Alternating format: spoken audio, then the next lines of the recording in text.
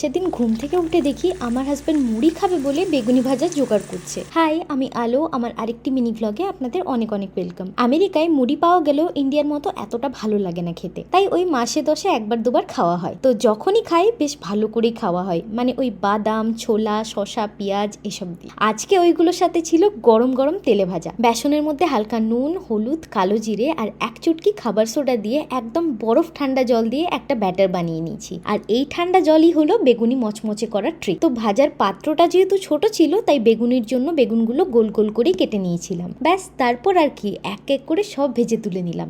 আর সব বেগুনি ভেজে নেওয়ার পরেও দেখলাম একটু বেসন অবশিষ্ট রয়েছে। তো সেই বেসনটা নষ্ট করতে খারাপ লাগছিল, তাই ফ্রিজে কয়েকটা ধনেপাতা রাখা ছিল। তো সেই ধনেপাতাগুলো দিয়ে এই বাকি বেসনটা দিয়ে বড়া বানিয়ে নিলাম। ব্যাস, নষ্টও হলো না, আর ধনেপাতার বড়া খেতে দুর্দান্ত লাগে। তারপর আর কি একদম দেরি করা চলবে না, মুড়িতে একটু সর্ষের তেল দিয়ে গরম গরম বেগুনি দিয়ে তারপর উপর থেকে শসা কুচি, পেঁয়াজ কুচি, লঙ্কা কুচি দিয়ে দিলাম, রেডি।